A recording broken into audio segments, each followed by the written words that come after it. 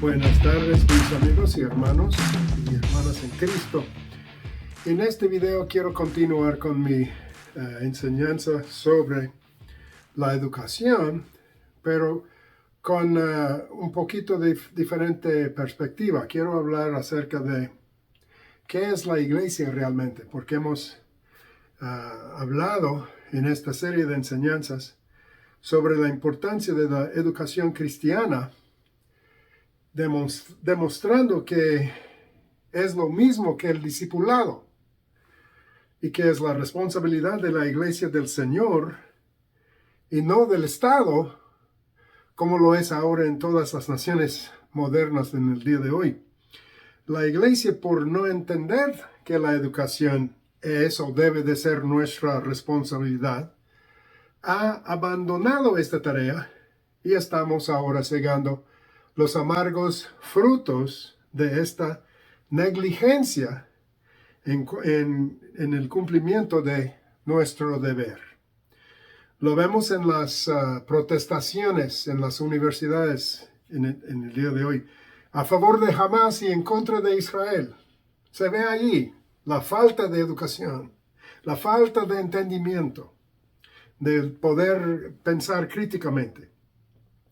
Se ve también en la confusión, en la ideología de género, en la ignorancia prevalente en cuanto a la historia y en la falta de entendimiento de mucha gente de qué es el Occidente, qué hizo grande el Occidente, qué nos dio nuestra prosperidad y nuestros derechos humanos y nuestras democracias, etc. ¿Cuál fue la fuente de todo esto? La gente de hoy ni siquiera sabe de dónde viene. Se ve en el dominio de las filosofías y cosmovisiones erróneas, como el humanismo secular, el naturalismo materialista, que los jóvenes dejan su fe al ir a la universidad, que no hay temor de Dios o respeto para las autoridades. No hay ni siquiera reconocimiento de la idolatría que hemos aceptado sin darnos cuenta de otras religiones y otras filosofías y formas de pensar que aceptamos como natural, como el de facto, la forma natural, digamos, en que uno piensa. Aceptamos como normal todo esto, pero en verdad es idolatría, es otra religión, el humanismo. Entonces, el estado de hoy, la condición de la sociedad de hoy, lo comparo a una empresa que tiene mala gestión o la falta de lo mismo. O una familia que no tiene padres responsables. Imagínense un hotel o un restaurante en que los gerentes están ausentes y los trabajadores no saben o no quieren hacer sus trabajos bien. Todo se ve caótico. Nada está limpio, no hay buen servicio, los cuartos están sucios, las camas no arregladas. La comida llega fría o no es de buen sabor. Los meseros nunca vienen. Se portan mal, nadie escucha o responde a quejas de los clientes. O en la familia, nadie prepara una comida saludable. Los niños comen comida chatarra. ¿Sí?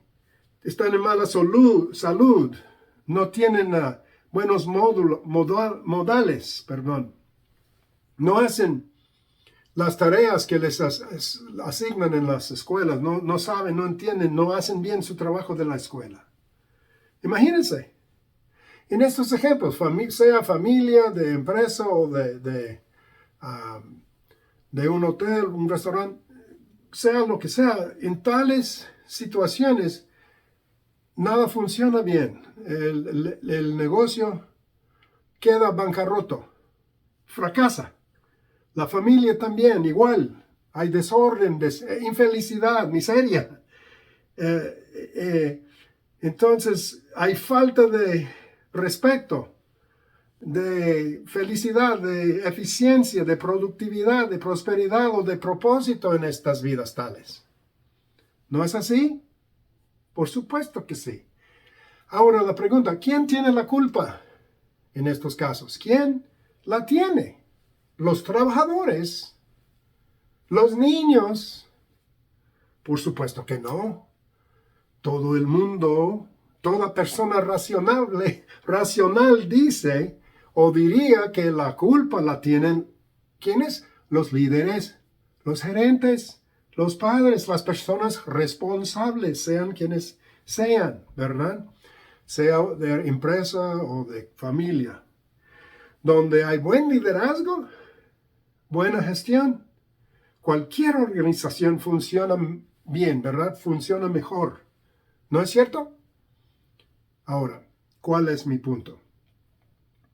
En Lucas 12, Cristo enseña acerca de muchas cosas. Empieza con lo de los afanes y allí dice que no deberíamos preocuparnos por lo que comeríamos o vestiríamos, etc., sino que deberíamos buscar primero su reino sobre todo. Lucas 12, 31.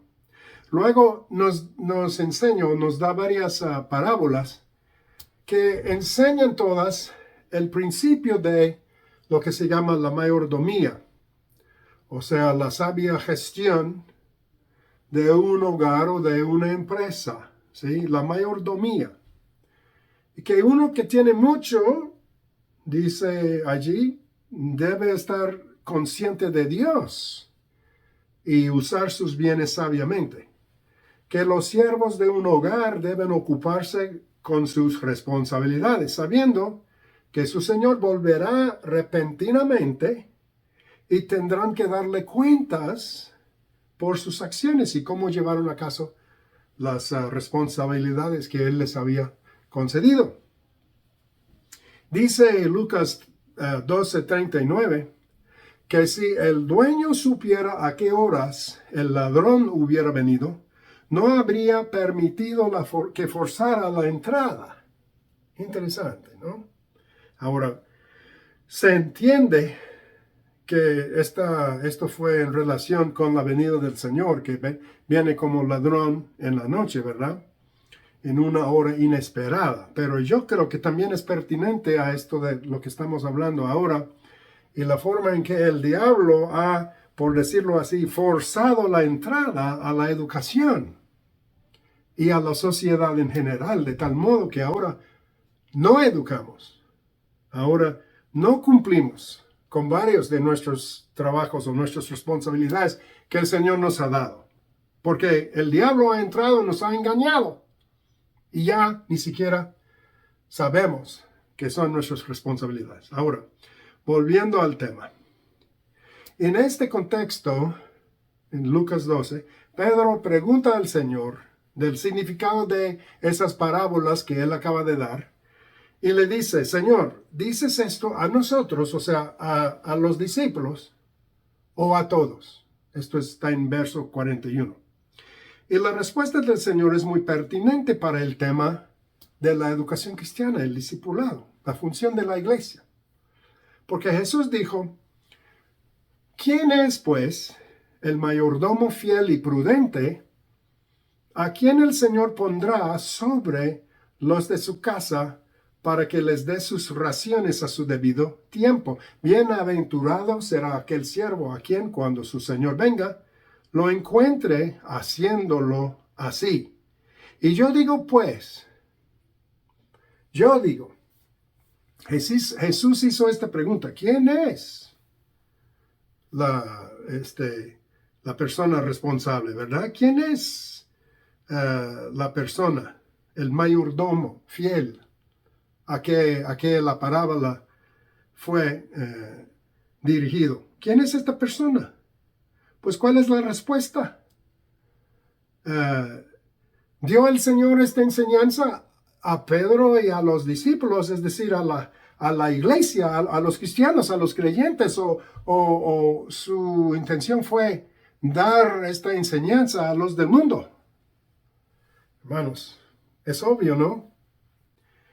La enseñanza fue para discípulos, creyentes. Es decir, fue para la iglesia, fue para nosotros en el día de hoy. Espero que entiendan mi punto en todo esto. Como creyentes, somos mayordomos en el hogar, digamos, entre comillas, o la casa del Señor. Muchos dicen, bueno es ir a la casa del Señor y hablan del templo, la iglesia, pero en verdad la casa del Señor somos nosotros. Por eso yo siempre decía a mi iglesia, no digan, es bueno venir a la casa del Señor, es mejor decir, es bueno ser la casa del Señor, porque somos la morada de Dios, ¿verdad? Entonces, como creyentes, nosotros somos los mayordomos en el hogar o en la casa del Señor. La morada de Dios en la tierra es la iglesia, que también es la novia de Cristo, el cuerpo de Cristo, la ciudad de Dios, el templo de Dios, el tabernáculo. Somos el vaso o el instrumento a través del cual el Señor hace su obra en este mundo, ¿verdad? Gloria a Dios. Entonces, como mayordomos, somos administradores, somos gerentes, responsables para la gestión del hogar. Y la palabra griega para la casa de Dios es oikos, para casa en general. Y de esta palabra tenemos la palabra economía, porque economía es como la gestión de las cosas, ¿verdad? Y de un país o de una familia. Y entonces oikos es el hogar de Dios, la casa de Dios. Y la imagen es de un hogar en el mundo antiguo, hermanos. En aquellos tiempos los ricos tenían como mansiones, tenían como un palacio, su hogar, pero también tenían viñas, rebaños, a veces fábricas, hacían aceite de olivo, por ejemplo, o vino, etc. Tenían campos, tenían rebaños de ovejas o de vacas, etc. Sembraban, entonces tenían productos, producían muchos productos de todo tipo y por lo tanto tenían estos hogares o estas casas, tenían muchos siervos, muchos trabajadores y varios niveles de liderazgo que ejercían liderazgo en el hogar y que eran responsables para los bajo su mando, ¿verdad? Entonces, diferentes niveles de responsabilidad y diferentes tipos de gerentes o responsables para la gestión.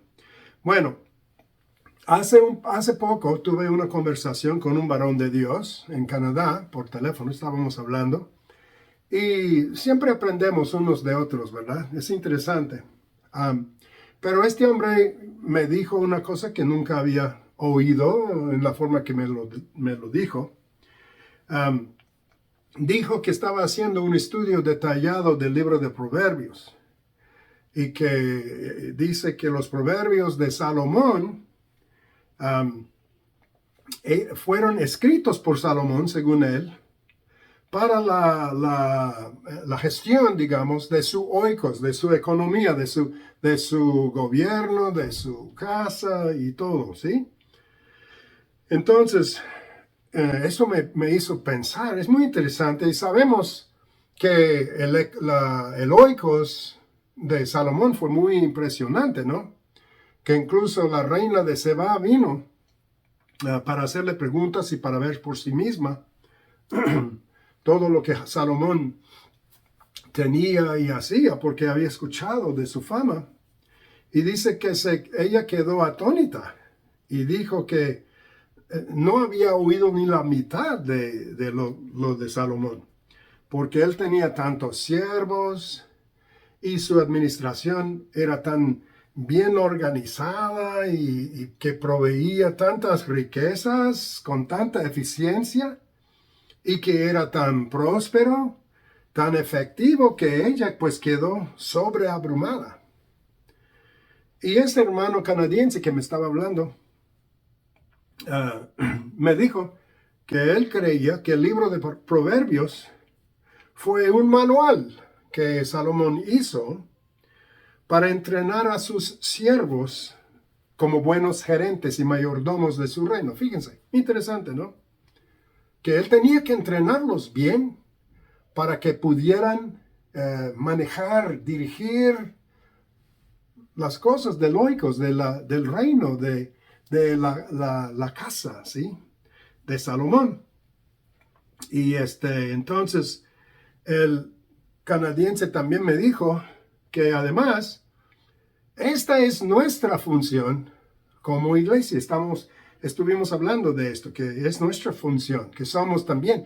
Dios nos llama a ser los mayordomos de su hogar, de su casa. Moisés fue el líder de la casa y fue fiel en la casa de Dios, que fue el primer pueblo de Dios, Israel. Y nosotros tenemos que serle fiel a Dios como los mayordomos en su casa, que es ahora el pueblo de Dios, la iglesia de Dios, ¿sí? Somos los mayordomos. Nos hizo un reino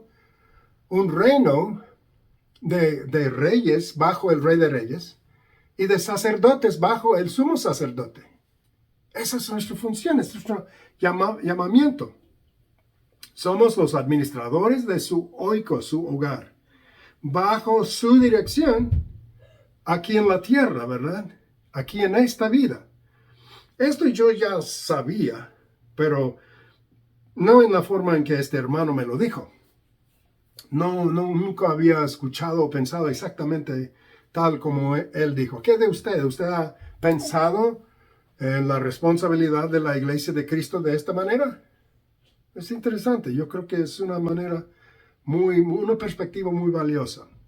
Reflexionemos unos momentos, hermanos, sobre algunos pasajes bíblicos que también enseñan más o menos este mismo concepto.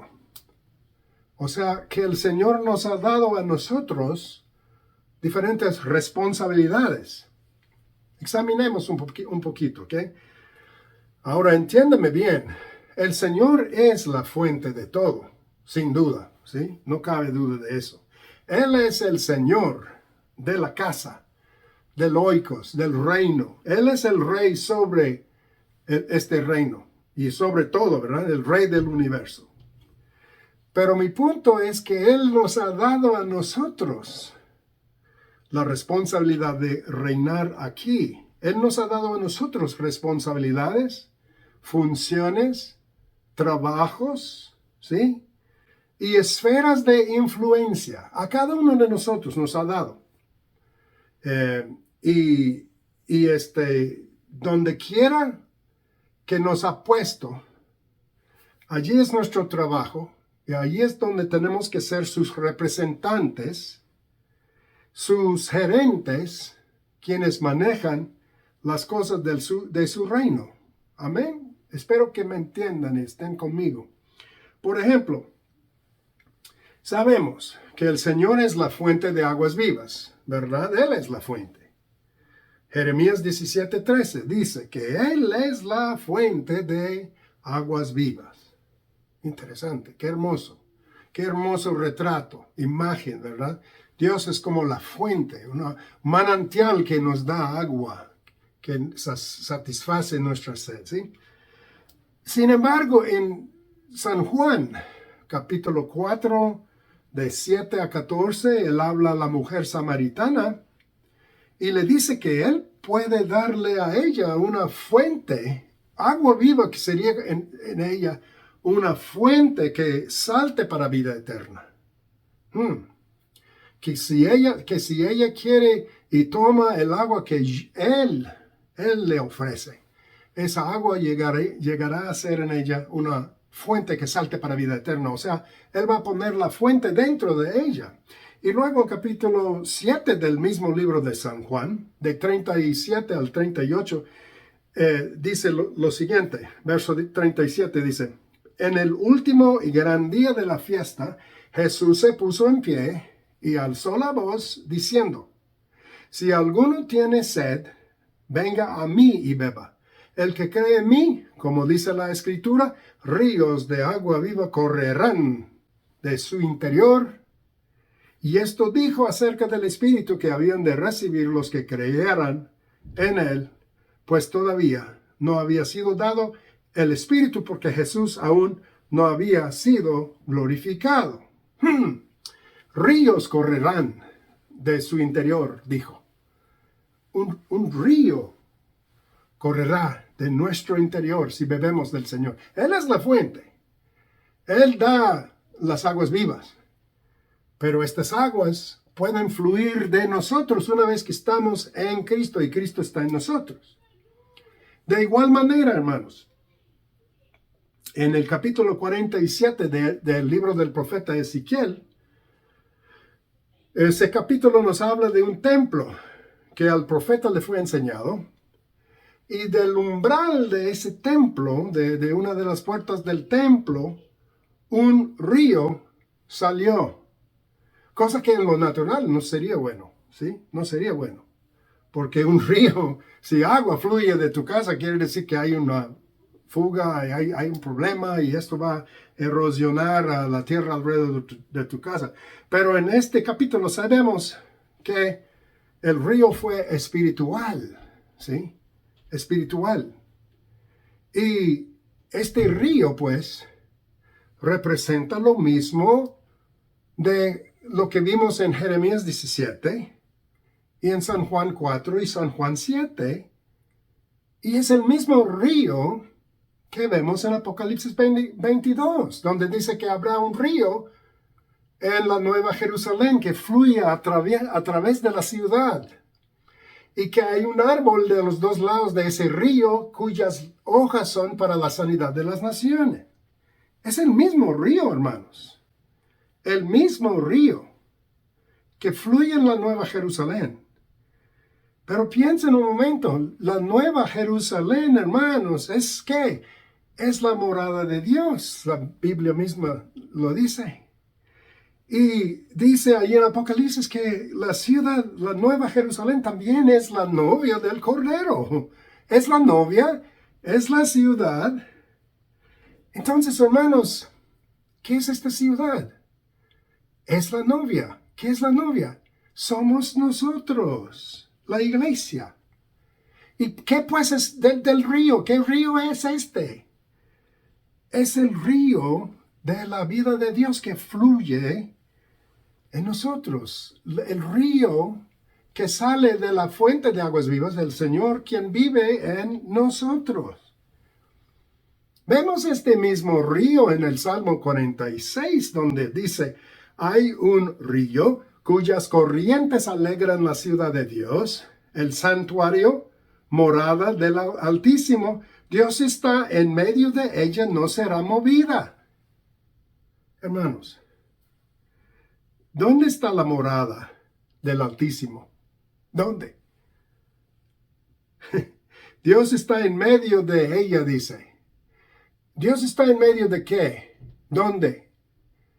¿Se acuerdan que con el primer pueblo de Dios, Israel, Dios los mandó crear un tabernáculo en medio del pueblo? Él vivía, Él habitaba en medio. Cuando Cristo vino, Él habitó entre nosotros, nos llama a comunión con Él, a relación con Él. ¿Dónde está Él ahora, hermanos? Está en nosotros. Somos el pueblo de Dios, somos la morada de Él en el Espíritu. Efesios 2 lo dice, déjenme leer, de versos 19 al 22. Por lo tanto, ya no son extranjeros ni forasteros, sino conciudadanos de los santos y miembros de la familia de Dios. Han sido edificados sobre el fundamento de los apóstoles y de los profetas, siendo Jesucristo mismo la piedra angular. En Él, todo el edificio bien ensamblado va creciendo hasta ser un templo santo en el Señor. En Él también ustedes son juntamente edificados para morada de Dios en el Espíritu. Somos la morada de Dios, somos el templo. De igual manera, 1 Corintios 6:15 dice que somos miembros del cuerpo de Cristo, en verso 15, Y luego en verso 19 dice, ¿o no saben que su cuerpo es templo del Espíritu Santo que mora en ustedes, el cual tienen de Dios y que no son de ustedes? Es muy obvio, ¿no? Muy claro. Somos el cuerpo de Dios individualmente como creyentes y también colectivamente, porque Él vive en nosotros y quiere andar en nosotros y trabajar en y a través de nosotros para la extensión de su reino. Somos su templo, hermanos, somos su morada del Espíritu, somos su vehículo, su cuerpo aquí en la tierra. Y hay otros ejemplos de esto. Por ejemplo, Juan 8:12, el Señor Jesús se proclamó la luz del mundo. Todos sabemos que Él es la luz, ¿verdad? Él es la luz del mundo.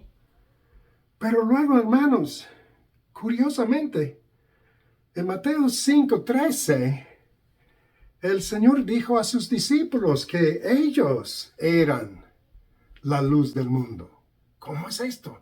¿Jesús es la luz o los discípulos son la luz? ¿No es obvio que una vez que uno está en Cristo, Cristo vive en él o en ella y brilla, su luz brilla a través de nuestras vidas? El profeta Isaías, en capítulo 42:6, dijo, yo, el Señor, te he llamado en justicia y te asiré de la mano. Y está hablando al Mesías, a su unigénito Hijo, el siervo sufriente de el Señor, ¿sí? Y le dice, te guardaré y te pondré como pacto para el pueblo y como, óiganlo, luz para las naciones, a fin de que abras los ojos que están ciegos y saques de la cárcel a los presos y de la prisión a los que moran en las tinieblas. Yo, el Señor, este es mi nombre. No daré mi gloria a otros, ni mi alabanza a los ídolos. Él es la luz, ¿verdad? Para las naciones. Cristo es la luz del mundo. Claro, claro, obviamente. Sí, obvio, ¿no? Sin embargo, hermanos, es muy importante notar que, por ejemplo, en los Hechos, el Señor le apareció a Pablo. ¿En qué forma? En una luz brillante, haciéndolo ciego por 3 días. Y luego Pablo, al contar su testimonio, esta historia en los Hechos 26:15, en adelante dice que el Señor le dijo a él, yo soy Jesús a quien tú persigues, pero levántate y ponte sobre tus pies porque te he aparecido para esto, óiganlo, para constituirte en ministro y testigo de las cosas que has visto de mí y de aquellas en que apareceré a ti. Yo te libraré del pueblo y de los gentiles a los cuales ahora yo te envío. ¿Para qué? Para abrir sus ojos, para que se conviertan de las tinieblas a la luz y del poder de Satanás a Dios, para que reciban perdón de pecados y una herencia entre los santificados por la fe en mí. Y luego Pablo añade, por lo cual, oh rey Agripa, no fui desobediente a la visión celestial, más bien, primeramente a los que estaban en Damasco y en Jerusalén y por toda la tierra de Judea y a los gentiles les he proclamado que se arrepientan y se conviertan a Dios haciendo obras dignas de arrepentimiento. Hermanos, Jesús era el siervo sufriente que iba a abrir los ojos de los ciegos, ¿verdad? Esto fue la profecía de Isaías. Pero luego le manda a Pablo a hacer lo mismo. Abrir los ojos. Ser luz. Traer la luz, la iluminación. Y Pablo dice que lo hacía. Fue obediente a la visión celestial. ¿Cómo lo hacía? Lo hacía predicando el evangelio. Enseñando todo lo del Mesías y de la vida cristiana. Y luego después en los Hechos 13:47, Pablo citó esta profecía de Isaías 42:6, pero en referencia a sí mismo y a su equipo apostólico. Qué interesante. Dice, déjenme leerlo. Dice, entonces Pablo y Bernabé, hablando con valentía, dijeron, era necesario que se les hablara a ustedes, los judíos, en una sinagoga, a ustedes primero la palabra de Dios, pero ya que la han desechado y no se juzgan dignos de la vida eterna, he aquí, nos volvemos a los gentiles, porque así nos ha mandado el Señor, óiganlo, te he puesto por luz a los gentiles, a fin de que seas para salvación hasta lo último de la tierra. ¡Wow! ¿No le parece audaz esto? Dios dijo que puso a Cristo por luz. Pero Pablo dice que Dios ha puesto a Pablo y a su equipo por luz de las naciones. ¡Qué audacidad! ¿Cómo puedes decir tal cosa, Pablo? Es una blasfemia. No, hermanos. Pablo no estuvo blasfemando. No es obvio, hermanos, de estos versos. La iglesia es el instrumento de Dios, el vaso de Dios, el cuerpo de Cristo. La iglesia hace la misma función que Cristo hacía en su cuerpo físico en la tierra. Entonces la iglesia, somos responsables. Nos ha puesto como sus mayordomos aquí, mayordomos del hogar, lo cual es el reino de Dios. Es tan importante, hermanos. Ahora, al final de todo evangelio, Cristo nos da lo que llamamos la gran comisión, en diferentes formas, ¿verdad? Pero está al final de todo, de cada evangelio, y dice, nos manda ir a todo el mundo y hacer qué cosa, discipular a las naciones, proclamando su reino, enseñando todo lo que nos ha mandado, sanando a los enfermos, echando fuera demonios, atando al diablo cuyo trabajo ha sido engañar a las naciones para poder discipular las naciones en la verdad de Dios. Ahora, seguramente, durante los últimos 2000 años y más, hemos estado ocupados en esta comisión, con diferentes niveles de éxito y de obediencia y de fidelidad.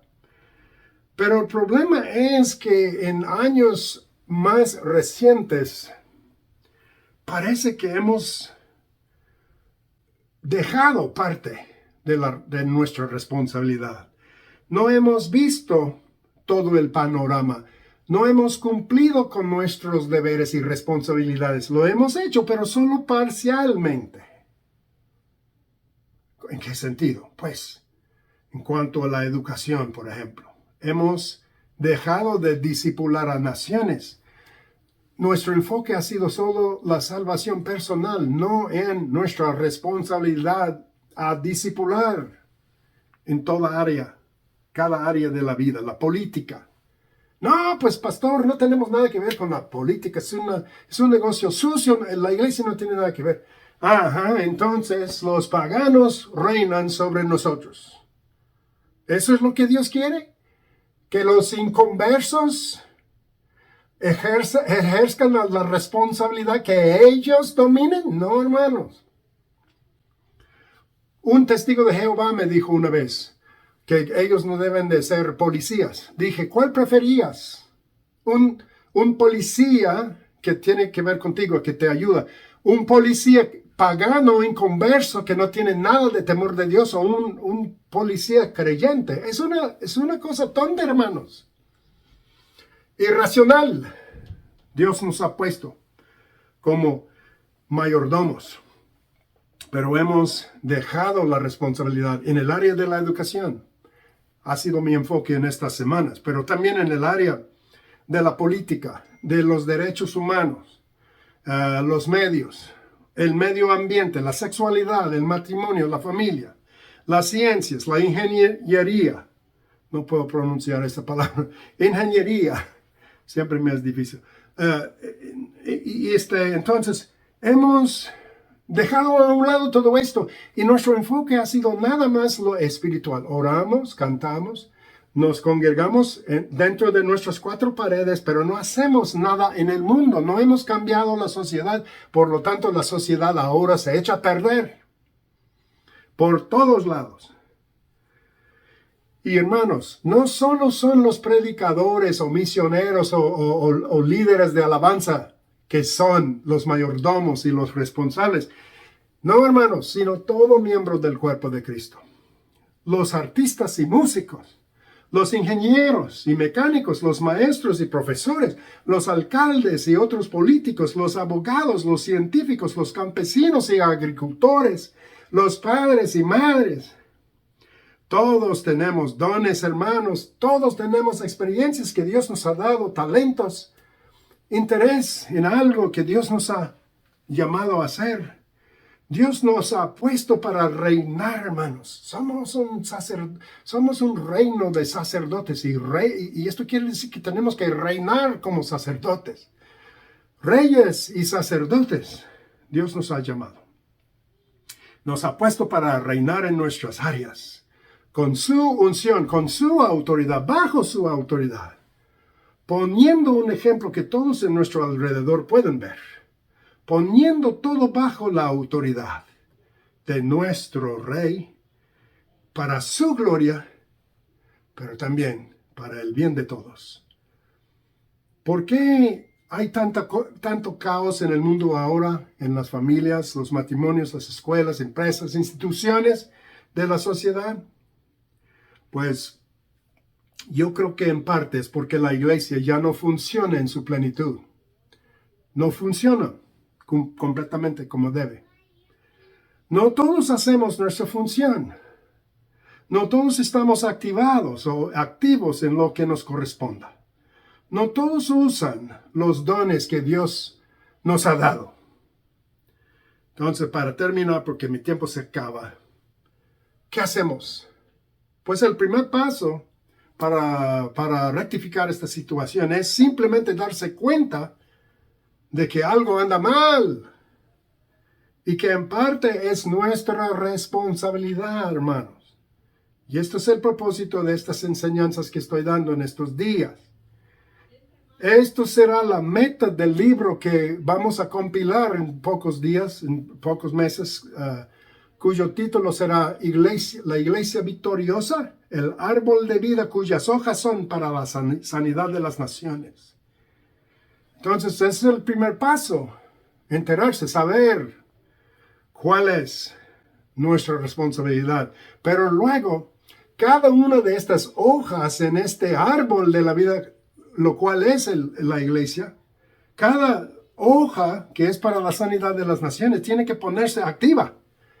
Tiene que percibir su parte, su función en este gran hogar o oikos de Dios y que tomemos nuestra responsabilidad en serio, porque como la parábola nos enseña claramente, un día le daremos cuentas a nuestro Señor y amo, nuestro Dios. Le daremos cuentas por lo que hemos hecho en su oikos. Bueno, mi tiempo se ha acabado. Esto es todo lo que puedo compartir hoy.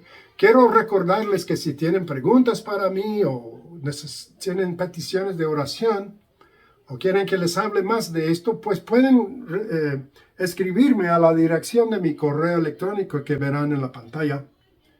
Y hasta la próxima vez, hermanos, que sean parte de este reino, mayordomos fieles y activos en el hogar de Dios, aquí en este mundo hasta que Él venga. Que el Señor los bendiga ricamente.